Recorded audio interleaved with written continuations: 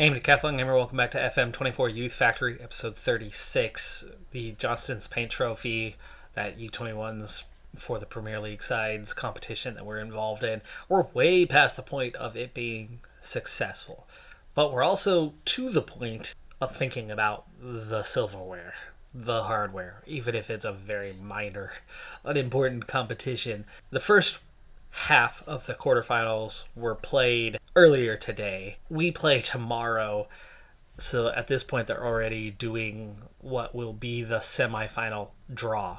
Liverpool have survived 4-3. They're under 21s. The other surviving under 21s in the competition is Man City, and that's who we play on the road tomorrow. But let's see what the semifinals would look like if we're able to get past them. Liverpool under 21s will travel to either Port Vale or Stockport.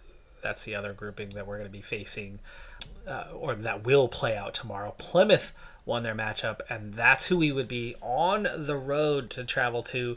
That would be an incredibly difficult matchup for us to get past. Port Vale have beaten Stockport on penalties after a goalless draw, and we are now the final match to be played in the quarterfinals of the competition. Not quite sure how the reserve side has managed to draw a crowd, but they have. It's not in the Premier League stadium. It's very much at the training pitch, but it's still a decent crowd. Still a decent crowd that we are seeing today. We brought a decent traveling crowd with us, but it will give them a bit of an advantage in this one. Unlike Liverpool, who are at the top of the U21s division, City's in the middle of that division. Arsenal, who we've gone up against, was also at the top of the division. So there's hope, but we have no idea. They could have a very mixed group. They could have some players that are very close to senior squad ready, or players that are well off. So there could be some weaknesses in their lineup. We'll see. So far, they look pretty tough. We're already at the half-hour mark. Already played half an hour in this one. Big chance there. McCartney, not a good clearance. Eventually, we get a better one. And Archie Jones, has picked up a knock. Not worth it for the competition. We are not going to risk it here. Pascal Wiley is the only backup we have at the position, so he's going to take over. Wilkinson, take it down in the box. It's a penalty. Pope brings him down. The sub goes through here in the 37th minute. Davidson steps up and just squeezes that past Friday. Friday waited, reacted. So he reacted the right way, but couldn't quite reach it. Had plenty of power. And actually, he did get a piece of that. It was just inside the post. He pushed it up into the upper corner. And we lead 1-0. The XG was pretty balanced. The game has been pretty balanced. Possession slightly our direction. We've got everyone lifted for the second half as we resume play with a 1-goal lead brought from the spot. We were not in a dangerous scoring position. In fact, we have not had any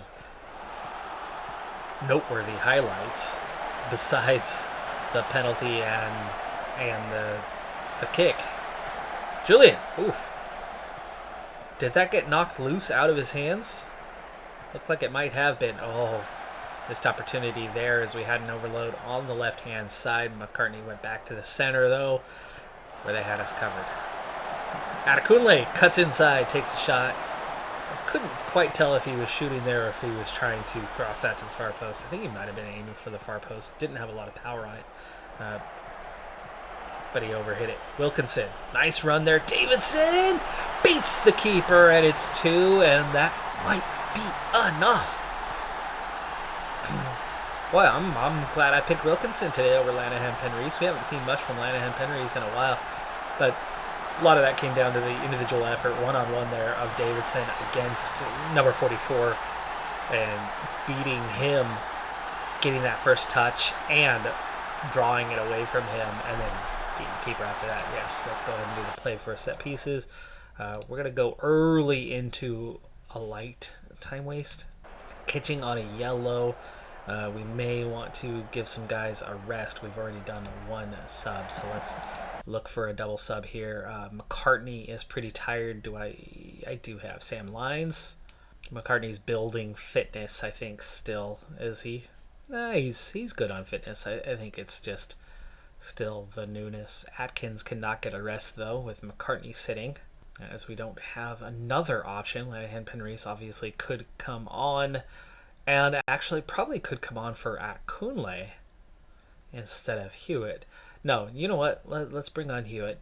Might as well give the young guy a chance. We've got a 2-goal lead at this point. We should be able to hang on to it. Yeah, we've completely controlled the second half. They haven't had a shot attempt until now, and that one, the wall did the trick. The header pumped it up higher and put it out for the corner kick. Redknapp gets that one away, but they're going to get another chance at it here, and Julian pushes that up and over the bar. Another corner kick. We did not cover that one very well. Another poor clearance. We have not been good at those, but we blocked this one, and Wiley begins running the other way, and he's going to lay it off deep, but good hold-up play at least. Atkins easily intercepts a really poor throw-in. Wiley, takes an extra touch. He had his man, had the chance, couldn't make up his mind, but Davidson recovers the ball, attacks, Friday saves. Okay, more time wasting. At this point, I do care about the competition, as we're into literally the final 3 games. We're 2 games and a few minutes away from a trophy. Oh, wow. That one looked like it was off the post. I do not think that was a Julian save. I think that was a Woodwork save. Into the 90th. Into stoppage. Minute to play. Free kick for us, helping to slow it down. Time's up. He gave it away passed it to absolutely no one. And nobody in the vicinity at all, but Redknapp good recovery. And you could definitely tell from their squad, while there was certainly quality, it was not balanced. And we have a much more balanced lineup, and we're able to exploit some of those weaknesses and turn it into a couple goals today. With or without the penalty, it looks like we claim victory, but that is definitely where the momentum swung strongly in our direction. Archie Jones, just a tight thigh, only a few days out. Pick up $60K for that. That's nice. And we're so into the late stages now. Big opportunity for us. But Plymouth Argyle are 6th in Sky Bet League 1 right now. We're a whole division below them, ranking-wise, nearly exactly one division below them, as we are 3rd and they're 6th. So just a few spots towards the good on that one, and we're on the road. It's going to be pretty difficult matchup. I think we are a club good enough to insert ourselves into League 1 regardless of the outcome of the remainder of this season. I think we could play in League 1 right now. But we're looking at a couple things. One, transfer window closes in a couple days, and I've still got to offload one of our 4 most expensive players to get us within FFP so that we can actually re-sign our players in the coming season. If you did not see the last episode and you've skipped 1 or 2 from where we were, FFP is an issue. The transfer ban certainly is not, as we are literally developed from within, everything coming from our own intakes, and we have a permanent transfer ban throughout this series. So that makes no difference. What does make a difference is that they are stopping us from spending any money signing. We can't even sign a U18s player who is at that stage where they need a minimum professional contract. We can't even sign a minimum professional contract until we can get out of FFP trouble. So we have offloaded 1 player so far. Mortland is gone. Atkins is the one that I wanted to go. Atkins is still the one that I want to go, though we don't have a second backup. We had McCartney.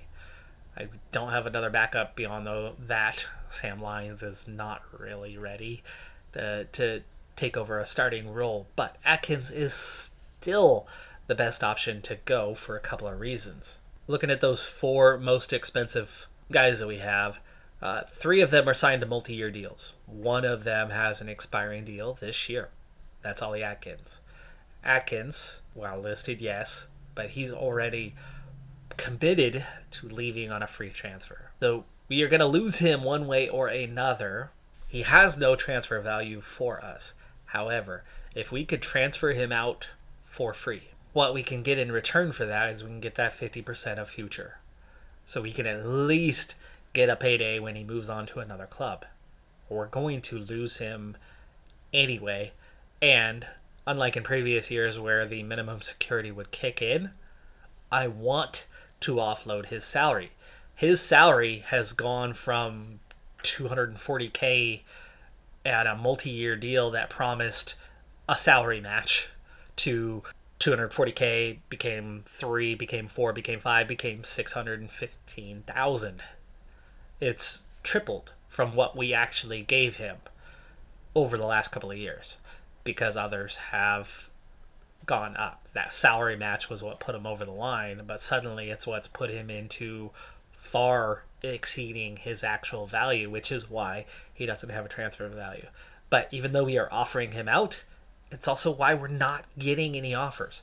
So I think realistically what we're looking at is this year to make FFP, I'm going to have to sell somebody else. Kitching does have value. It is a possibility, especially with Webb to back him up. So I'm going to try to push Kitching, try to get him out of here, and then we are going to lose Atkins this summer for free. That will set us up for next year not having an issue with FFP, Kitching, or Adekunle or Lanahan-Penrys, or a combination of like both of our fullbacks, McFadden and Redknapp. People want Davidson. People want Sam Julian. I do not want them to go. We also have to watch out on H. Under 21s aren't counted for that FFP. We need to clear about $500K to re-sign our guys for the coming season. And we know that some of them are going to need a pay hike. So looking at who's expiring, Atkins, but McFadden, there's a key one. So, maybe that is somebody we need to look at. But Ben Hassel, we want to get him re-signed. And hopefully if we can keep him in that same neighborhood, about $250K, that increase of $30K is going to be pretty easily covered with the expiring $600. But most of these guys have multi-year deals except for the young rookies who are making minimal. I think we can get all or most of them signed up, especially as you're looking at very minimal experience, except for Wilkinson. But Wilkinson has been on the minimum security for a couple of years now. As he's been backing up Lanahan-Penrys, he hasn't wanted to sign. He's already done the we're going to leave in the summer thing, and actually I think Atkins has been on that, but then still has that match. It's been a bad combination that's seen him bump up. Those are the two guys that have said, we're leaving, bye-bye, but then the minimum security kicks in, and I just add a year, so it's an old contract. But Atkins has the salary bump and that match, and it keeps bumping him. Wilkinson doesn't. So he's still at his minimum contract from forever ago, which is a fantastic contract for us. He's the one who fell into that trap. The minimum security keeps saving me, and that's why I have no interest in getting rid of Wilkinson. But it's also part of the reason why Wilkinson is such a popular target for others, because he's on an extremely friendly contract and wants to leave. So everybody wants to give us something, because giving him a salary bump from $6K is really freaking easy, and he's a quality player who wants to leave. So, easy combination. The only good thing for us is that he's not super ticked off, because he's already at that, I want to leave stage. So, I don't think we're looking at anything crazy or chaotic. I think we've got to lose that $500K or so right now before the window closes. Monday night, it's Thursday night. It's almost Friday morning. It's 10 o'clock. So we've got basically a weekend to offload one or maybe two players in combination so that we can take care of our contracts for the coming year. Otherwise, we have a ton of expiring contracts. Now, can I cheese my way into getting around the FFP because minimum security? Right? We're not going to just let people go. Do we just add a year to their contracts? Yeah, I could do that. And I've done that, right? We've done that with Wilkinson. We've done that with Atkins for the last couple of years. But it's one thing to do it for one or two or three players that are expiring.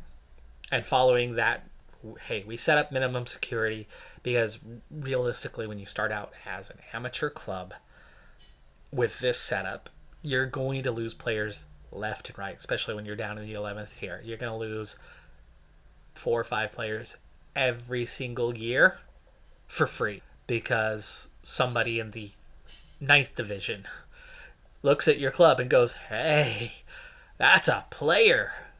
You want to come play for us, right? We're in the 9th tier. You're going to play at a higher level. And then, poof, they're gone. You have nothing to keep them there. You have nothing to hold them down.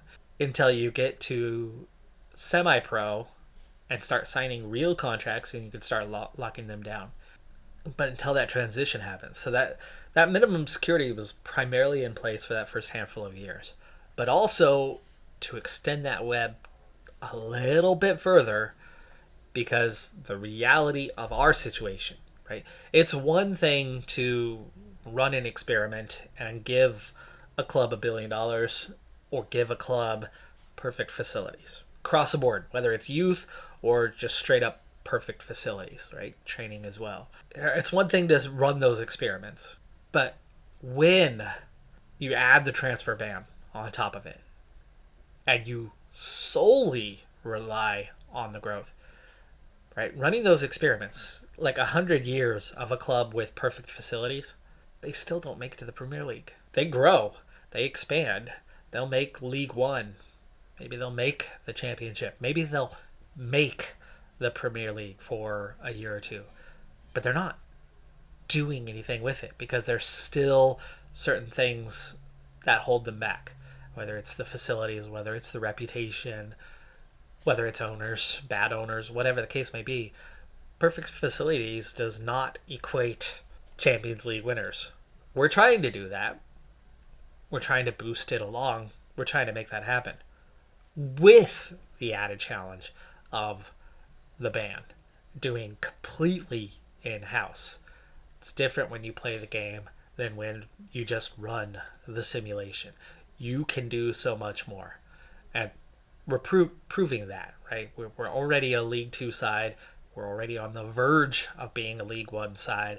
However, because of that transfer ban, this task would be a lot harder if I didn't at least have a little security device, a little minimum security to keep players in place so that we are not cleaning house constantly. We would not be at League 2, verge of League 1 level right now had those players in the 3s, 4s, 5s a season gone away. We would have had a lot of grayed out players filling out our roster and playing because we would have had 4 guys left on the roster the first season. We would have had 6 guys on the roster the second season. Like, bit by bit, they would just be gone. And we would be languishing in lower divisions. So the minimum security has done a little to do a lot for us. But I don't want it to be, off tangent, back to the point here, I don't want that minimum security to be used squad-wise. I don't want to keep the entire squad in place. I don't want to manipulate the contracts across the board for the entire organization at all levels just in order to ignore FFP. That's why I'm intent on following FFP. Getting within those regulations. Why it's so low, I don't know. Our revenue, we have money. We have money. Our finances are not a problem. We have good finances. What's their problem? I don't know. I don't get it. But they give us a set number. And until we fall within that restriction, I can't re-sign my guys. Unless I cheese it. And like I said, 1 or 2 is fine. But not the whole squad. We have got to find a way to offload somebody in the next 5 days. Therefore, I think hitching is the most viable option. There's the 2 guys we want to go. Atkins, I want to go for the reasons previously stated, but we already let go his partner. and we don't have a direct replacement for Atkins like we did a few weeks ago. Kitching, we still have a direct replacement for, and the chances of moving him are a lot better than moving Atkins. So we're going to go ahead and hire an intermediary to try to get him moved, and it looks like we can have an offer that's well below what his value is, and that's why we're not getting enough interest. And I think this largely comes down to the same problem with Atkins. His salary is just too high. Meeting those demands externally are too tough. So it looks like it's MLS where the offers are coming from, where Dan Kitching could be headed for Colorado or Portland. I don't know if sending him on trial is going to help us. I'm going to reject that part. We need them to just make an offer. Our deadline's in a couple of days. We don't have 3 weeks to wait. So it's La Liga where we are getting the offers from for Dan Kitching way below value. And it looks like they're locked. I can't even negotiate. That's rough. There's no future buyback. This is just straight up giving away a quality player. We have to accept this is not good. We're gonna lose 2 players from our roster kind of for the first time. We're going to end up losing Atkins at the end of the year and Kitching right now for freaking nothing. 100K, yes, but nothing ultimately. And we have an instant deal. Gosh, it took 2 hours to finish the deal. There you go. It's going to Getafe. Well, we're down a center back, but obviously we have a good, proper replacement in Chris Webb. But now that bumps up Rossini to the backup. We've thinned ourselves out a bit, right? We've lost now 3 players, but that's all it's taken to get there. We'll lose a 4th during the offseason. We have depth. We're going to keep a much closer eye on FFP going forward. We only have 2 guys that are at the higher end on the pay scale now. McFadden's the next one to watch out for. He's not due a big pay raise, or Ben Hassel for that. If we can keep them down to a lower pay raise, I think we're good. Before I even bother to offer them, we are now good. Our cushion, not a lot, just over 200K. So with $250,000, we could do a fair bit with raises in $250,000. We just can't have anything drastic. But we're going to go in reverse order. Start from the smallest contracts, knock all those out first, and then see what we have left to work with. It's the 1st, but it's a Sunday, so we still have nearly 48 hours until the trade deadline, or about 36 anyway. Something could still happen. Not that I want to move anyone at this point, other than, say, Atkins, though. Kind of like the idea of keeping Atkins till the end of the season. It just means we lose him for nothing. But the finances. Something now to consider with this is we have just freed up $1.5 million in terms of salary. But the year's half done. More than half done. So really we just freed up about $750,000. So far this year, we've lost about $1.5 million. So in theory, the second half of the season, we should be losing half as much as we lost for the first half of the season. But we should still expect to see that value drop by another $750,000 over the course of this season. And then I can potentially, before the end of the year, cash in on one of our outstanding fees. But for now, they're all kind of in the millions. And if we're going to be about $2 million in debt, that would, if they're all 3 or more, then you'd be looking at a pretty healthy profit that we would then be paying taxes on next year. So gotta find a balance and see how close we are on that before the end of the year. But this will slow the bleed. The big drop here, I believe, was the new stadium. Yeah, it's the new stadium. It's been that long already. When are we moving into the new stadium? Gosh, it's starting to feel like we've got to be getting closer to that. It was right at the end of summer a year and a half ago now. No, not this summer. It's next summer when our 15,000 seat stadium will be complete. And to my knowledge, will certainly be the largest in all of Cornwall, possibly all of Devon County. The obvious place to look to see Eddie Howe Park. Is that a new stadium for them? Year built 2029. Yes, a new stadium for Bournemouth. Their capacity 26,000. So we would not match that. But Bournemouth is the obvious place to look at the biggest club in that southwest region. Speaking of that biggest club, I'm so glad I caught wind that they were having a heck of a match going on midweek this week. And I tuned in to catch the final 15 minutes of an epic comeback. Luton Town, they were at home versus Luton Town. Luton Town had a 3-0 halftime lead on them, and they won the game 4-3. I came back, I just happened to open my sports page and saw 3-3, 77th minute, and it was like, ooh. Tuned into the game real quick, and oh, man, that was exciting stuff. Even though I only caught the end of it, that comeback, that complete comeback for Bournemouth was pretty awesome. Here, they are down to the championship. You can see that they have very much been a yo-yo club for, well, a long time. Real life, 1920 season, they relegated. Took 2 years, but they rubber banded back. 2023 season, relegated. That's where we kind of take into the game, because that was the season we started, as I started in FM23, and then 2 years later, and then relegation, promotion, relegation, and then this time, though, it looks like they've stuck it out in the championship. Currently 8th this year. Media prediction has them 6th, so they're underperforming just slightly from where they should be.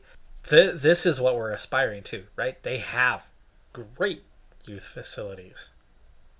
Excellent, even. Their training facilities are superb. They have a solid reputation. Remember, we started this season still on 1 star all this time, and we had never escaped it. We have escaped it now. We are local reputation. We were the next club, and now we're there. We have a 1.5 star local reputation. But my oh my, does it take a long, long time to climb. I mean, looking at our ladder, our very first year, we still escaped last place. And after we had that first intake in March, my oh my, we flew through the rest of that season, not winning every game, but winning most, and got all the way up to 5th. And then we've promoted. First place almost every year. We had 2nd, finally, 27-28 season. And then that next year, National League South was 4th, lost in the playoff, and turned around and won it the next year, and then won the year after. And here we are at that point again, right? Where we're first. Ooh, not first, but yes, promoted to the next year, just missing promotion. This is looking and feeling like that year right now. Currently 3rd. If we get the automatic promotion, fantastic. I would think, especially with some of these player losses that we've just had, I would think that we could be in for a challenge next season where we'd be upper mid table or just maybe playoff zone or just out of playoff zone as we build up. But higher reputation, higher level, better training facilities, stadium coming in, adhering to FFP throughout the year. Squad builds up, squad improves. Next year, come out and compete for that promotion. Could be another one of those years. We still got to get through this year first, and we are far from secure on that front. But we have no derbies. We have no fierce rivals. We have no other rivals after all this time. Even Grimsby, who Is it Grimsby who climbed with us? Whoever it may be. Estimated value, though, solid 17 million now. That's still, as far as things go, that's still pretty small. But we have that state-of-the-art. Finances are secure. 4 stars. Training facilities are good. They are 3 stars now. We've got to keep making that push.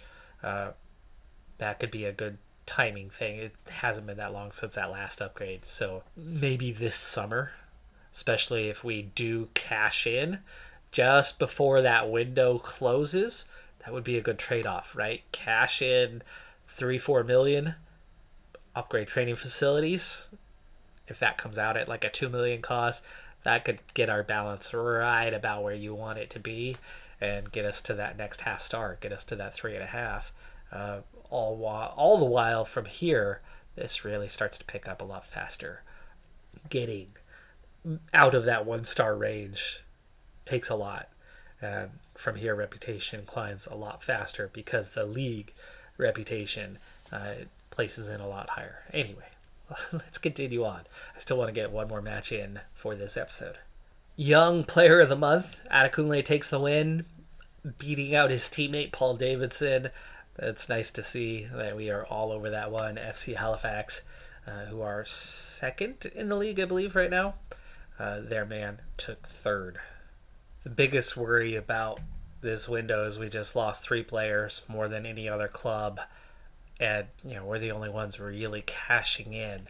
Where others are spending. Port Vale brought in 6 players for a screen spent $105K. That could be a worry. Others around us are getting better. We did get weaker to get within FFP. And we're still only 3rd place. It's a small thing, but at least our guy with the most yellow cards is gone, Mortland, on the list, tied for the most yellow cards in the league. So he's out of the way on that part. But this small little detail is we have 1 game in hand because of that tournament. But the Man City game that we just played, we missed last weekend's match. And as a result, we have a game in hand and we're still 3rd. But those around us, most of them secured a decent amount of points, and there's only 2 points separating us from 6th place right now. There's only 8 points separating us from being out of the zone entirely. Drop off. Is Crawley, is that a proper drop off now? They're 12 points back. Or is it down to Crew, where you're getting about 16 points back? The spread's getting bigger, but we're far from secure, far from done. 15 matches still to play. A lot of them against lower sides. But we've got one really big one coming up here really soon. League leaders, FC Halifax, and we are on the road. This is just a couple days after that transfer deadline has closed, so it's the very next match to the Manchester City match that we just played. And this is asking a lot. For one, they're 9 points ahead of us. They've only lost 5 times all season. 2, we're on the road.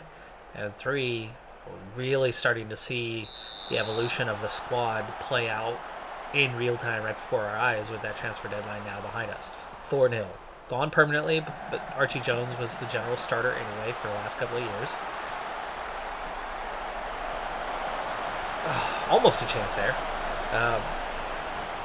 Then Portland is gone, replaced now permanently by McCartney, who's a rookie this season. He has done well, he has progressed well, but he is not Mortland. Mortland was definitely one of our better players and better than Atkins, and we're still stuck with Atkins, who's going to be leaving this year. So that defensive mid, we could require a change in system next year, potentially, if we don't have the personnel.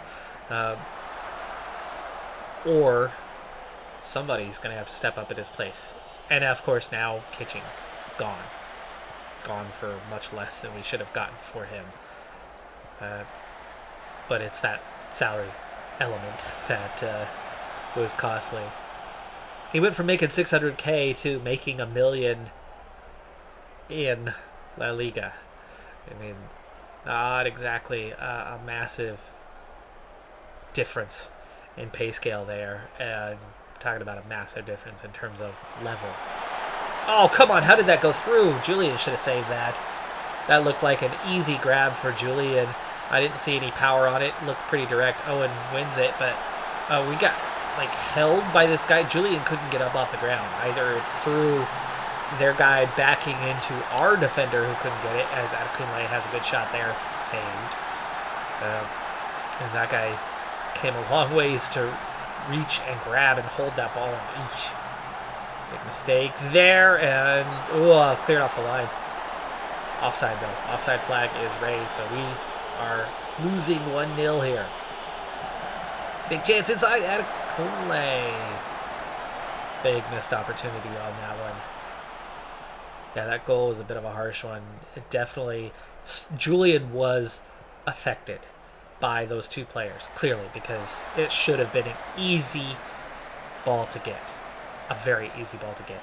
Either he couldn't get around our man, the defender in the way, or he was held by the offensive player.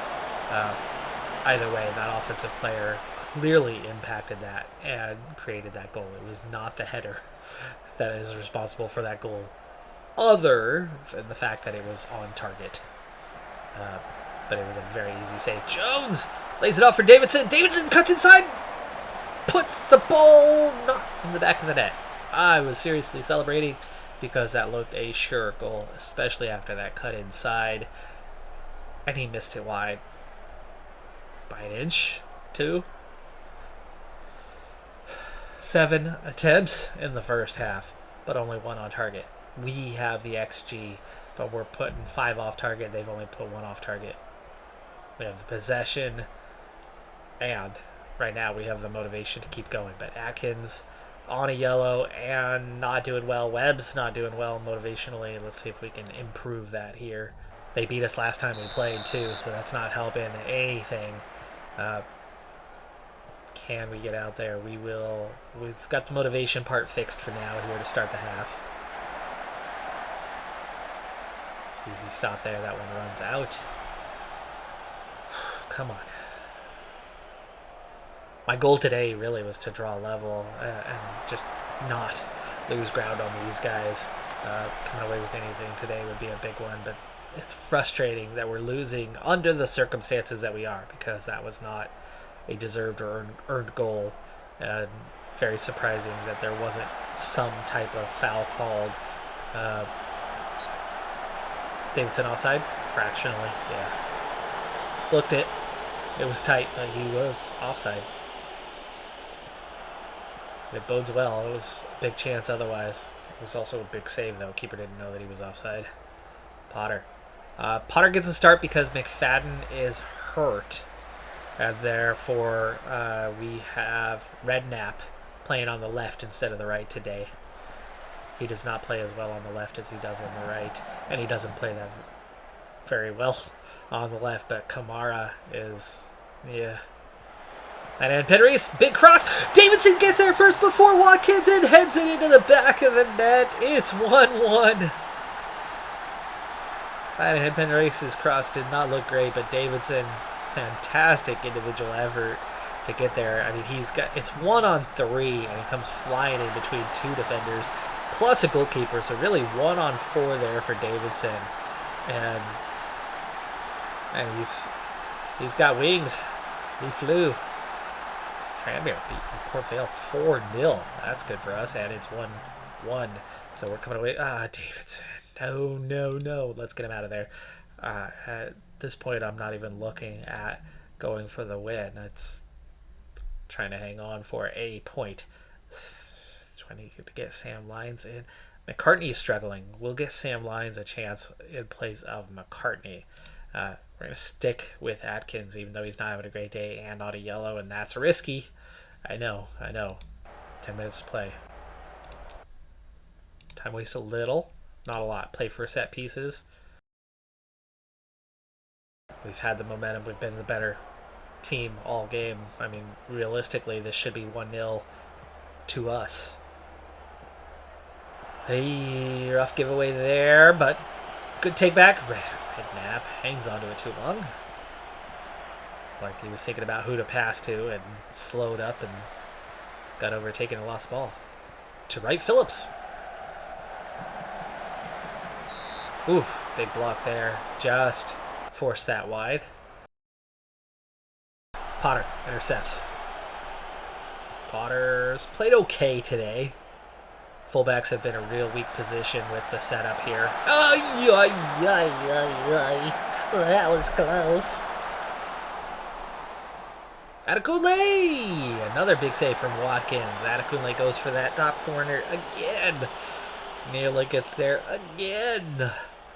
But the keeper saves it again, and we're looking at a minute and a half left of stoppage time, away from getting a big away point. That could have been more. Lanahan Penreese. Time's up. This could be the final kick of the game. Come on. Let's go. Nobody's open. Defense has us marked really well unless you're going outside far post to Jones. Jones just lingering outside for that, for the clearance. Got to it, but the whistle blows. That was our game to win, but I'll take the point. Good to see, too, that we can hang with the best team in the league, at least, and get something out of it, especially with a somewhat depleted squad here, where we had, 1, 2, 3, 4 vacancies, realistically, or 3 vacancies, however you look at it. For now, that sees us fall to 5th place, though. So, work to be done. But the schedule ahead is going to be favorable for a while. We've got a stretch coming up where we've got a back-to-back with a couple teams in the playoff zone. But that's going to be about it for the remainder of the season for top contenders, for like top 8 sides. We've got like 2 games left against top 8 sides. And like I said, they're going to be back-to-back in about roughly a month from now. So I will be doing some off-camera work to prepare for that. We'll see if we can bounce back into the top 3 in that meantime with that easier schedule, but with a depleted squad. So big questions hanging over us on that one. Are we now just a playoff zone team, or are we still automatic promotion level? We still have that game in hand. That's an opportunity to squeeze out those additional points. The goal differential would suggest that we're somewhere around 3rd or 4th best, or 5th best, for that matter, with Leyton Orient kind of squeezing things out. But it is Leyton Orient, and they are traditionally a bit of a powerhouse for this level. So there's some big teams here, and there's some big challenges, and we've got work left to do. I think that's a good result. That's a good bounce back. Well, it's not even a bounce back. We won against Man City. So we're playing well right now, but we're missing pieces. So we'll see what the team can do going forward, whether they are still contenders. That's going to do it for this episode, though. I'm Decathlon Gamer. Like, comment, subscribe, and I'll see you next time. Have a good one. Be safe out there, and bye for now.